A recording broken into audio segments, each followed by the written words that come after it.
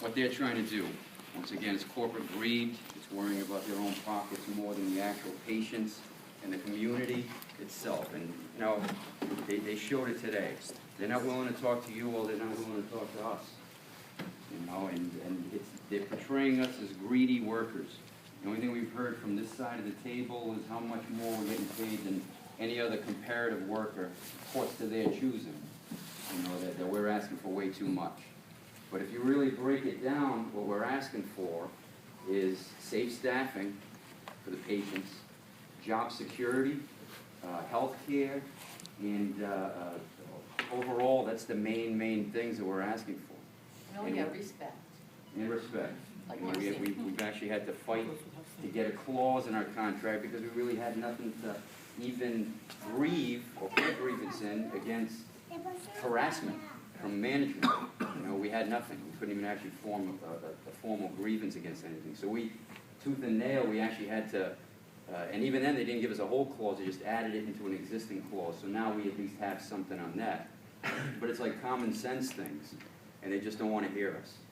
You know, and they're just not getting it. You know, it affects everybody. It affects families, people that go to the hospital, you know, mothers, brothers, sisters, grandparents, you know, it touches everybody. You know, and they just don't want to listen to us. And you got a taste of that today. You know, it wouldn't take much just to hear you out and what you're here for and to present. And it's the same thing with us sitting across from them at this table.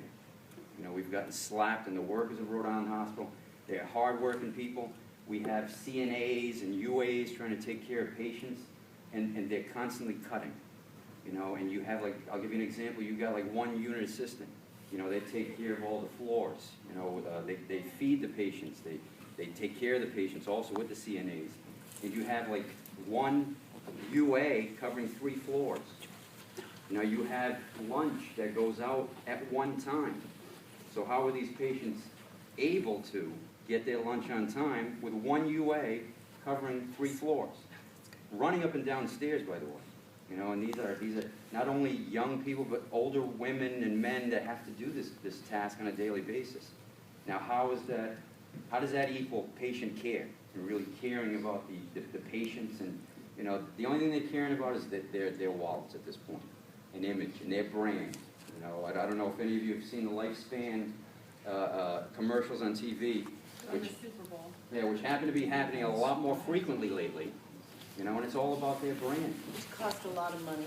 Yes, yes, yes. And we've been reasonable. You know, the only thing that I've seen is us modifying our proposals to them to still give them flexibility to subcontract or you know, anything, no layoffs clause. You know, to give them some flexibility. And we've got just flat outright no's. They don't care. You know, they don't think we're unified. They're constantly testing us. You know.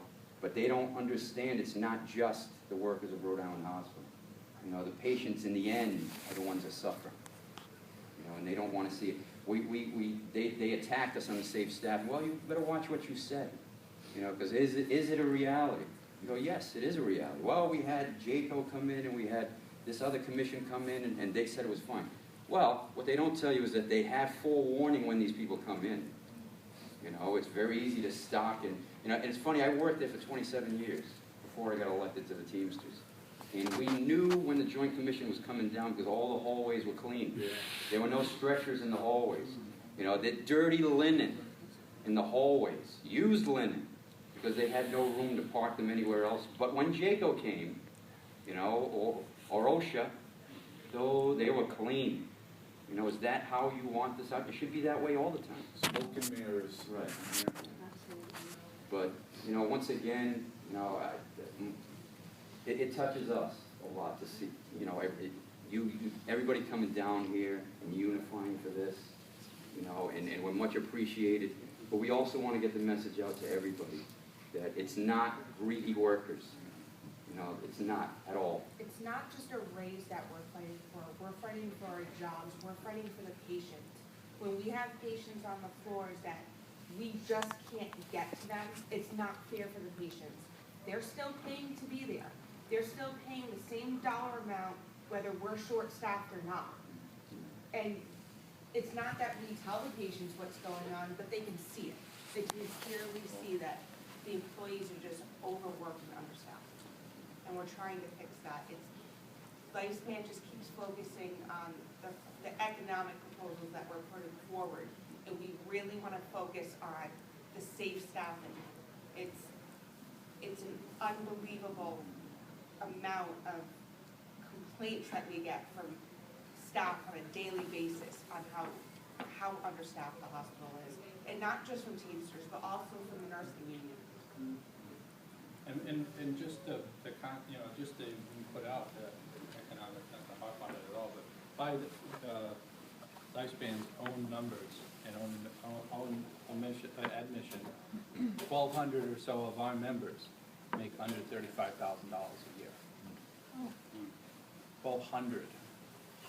Those are people part-time that want full-time jobs. And we want them to create more full-time jobs. They've been basically part-timing and per diem, workforce, more and more on call. So, Excuse, I'm listening to Papi Pa. whereas their top 10 executives made $16.6 million combined. And 10 executives. 10 executives. 10 executives. And also, just to keep in mind, our latest proposal said that all workers should make $15 an hour by the end of the contract. So we want to bring the bottom up so that jobs, community also means that people within the community getting a job there that can support families and raise their standard of living. Good. Especially with a company that is doing fine. They're doing well. And in the past,